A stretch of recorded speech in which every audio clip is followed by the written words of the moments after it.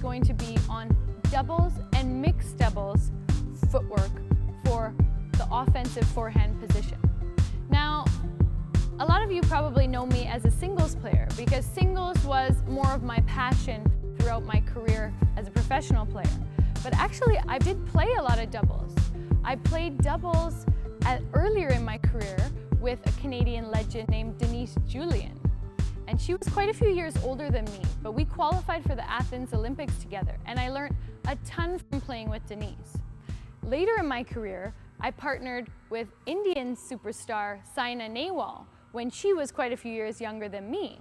So all those things I'd learned from playing with Denise, I then enjoyed sharing with Saina as we were coming up together.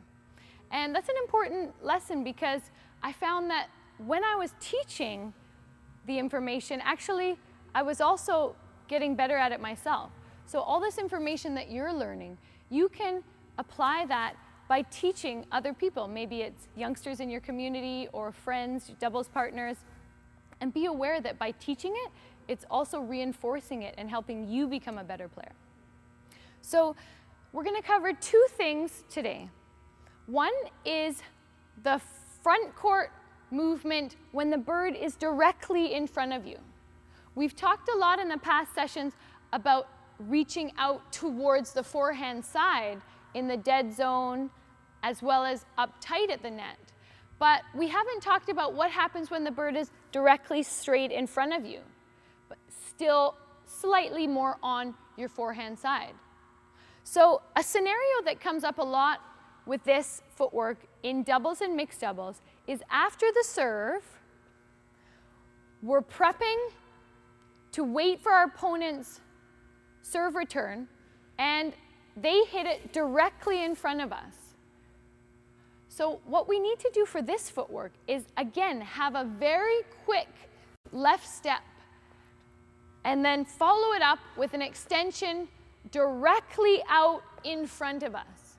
So we're no longer angling that knee and toe out to the side because now the bird is directly in front. So we're just prepping and then moving straight ahead to the bird. Now, a really important key for this shot and this movement is that the racket is leading. We've talked about it before, about that out of control puppy that's dragging us on the leash. Keep that in mind for this shot especially, because it's coming back very quickly. It doesn't take long. The fastest distance between 2 points is straight. So when it comes straight to you, you have to be ready even faster than all the other shots we've covered so far in the footwork. So we get our prep jump, and then our left step is very fast, but now instead of moving to the forehand side of the court, we're moving straight ahead. So prep straight ahead. Prep straight ahead, followed up with a kick directly in front. Now, ideally, you want to hit that shot with the racket head up. That's more offensive.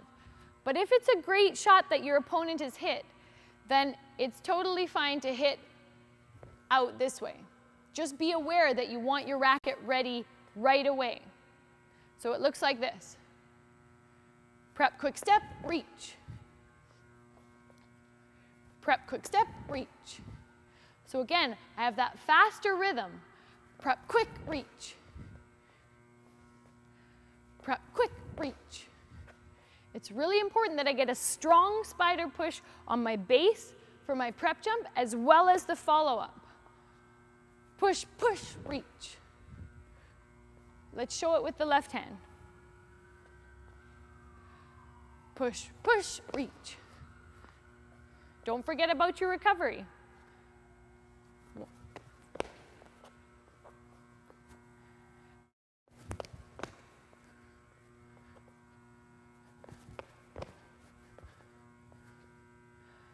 Now, the second thing we're going to cover today, as well as the straight ahead net shot off of the serve return, we're also going to cover a combination of two shots. So our footwork will vary based on what we anticipate will be the reply on our shot. So until now, we focused on our recovery going directly back, basically from where we came from. This is quite a singles-minded footwork. But for doubles, you don't want to come back to the base. You want to move to where you anticipate the reply to be. So the two sequence of shots that I want you to imagine that we're going to cover now is back to one of the early sessions where we're going prep and then reaching straight out to this far net shot position, up tight at the net. But now for our recovery, instead of pushing back again to the mid-T section of the court, we're going to push back directly behind to cover the mid-court push so that our racket is ready for that quick shot back into this mid-range zone. So it's like we're making a V. We're starting here, moving towards the tight net, and then jumping back to cover the mid-zone reply. Now the feet for the mid-zone reply, you need to have your outside foot at least in between the alley. On the line, but ideally in between the alleyway. And the reason you need to do that is so that you close down any space that your opponent might have to get past you along the line. If you get your foot all the way over the singles line, then you know that you're closing down, and if you miss it, then it's going to be out. So you can naturally be aware of the sideline without giving any room for the passing shot. So to start off, we know this footwork, prep, left, kick out, and then now the recovery, instead of moving back, we're jumping back in this direction. So that's where the V formation happens. See it again? Prep, left, kick out, and back. So that's the completion. Prep, left, kick out, and back. Notice that the first thing again that moves after I complete this shot is that my racket comes up. And that is so key for doubles and mixed doubles, to keep your racket up like a shield. I tell the little ones, especially the little boys, they like to think like they're battling it out like on Star Wars or something, and their racket is their shield. So they have to protect themselves against the shuttles, which are the bullets. For some reason that works. So you get your shield up, otherwise the bullet will get through on your side. So in real time, it looks like this. Prep, left, reach, and back. Prep, left, reach, and back. Now it's important that we realize on this net shot that we're actually not hitting right back tight to the net. We're imagining that we're pushing past to the short service line or beyond into that dead zone area. Because that is the reply that's going to come most likely down the line.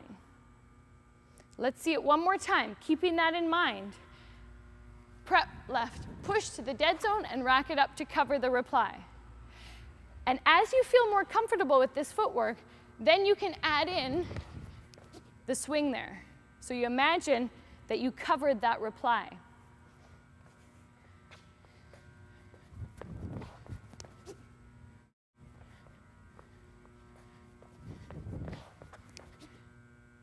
So let's show it quickly on the left side. Same thing, prep, left, reach, hop back, make sure my outside leg is in the alley, rack it up, complete. Prep, left, reach, complete. The V formation.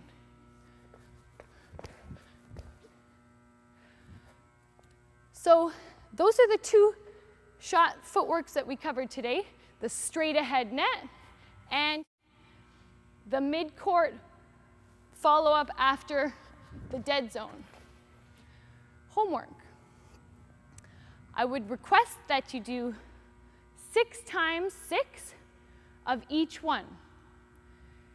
So each one being first, the tight net, that's 1. 6 times 6 sets of those. Take as much break in between as you need to. Just shake it out and think about the footwork. And then 6 times 6 of this V formation. Out, jump back, cover. So remember, if you have any questions about today or previous sessions, you can message me below. Till next time, step your game up.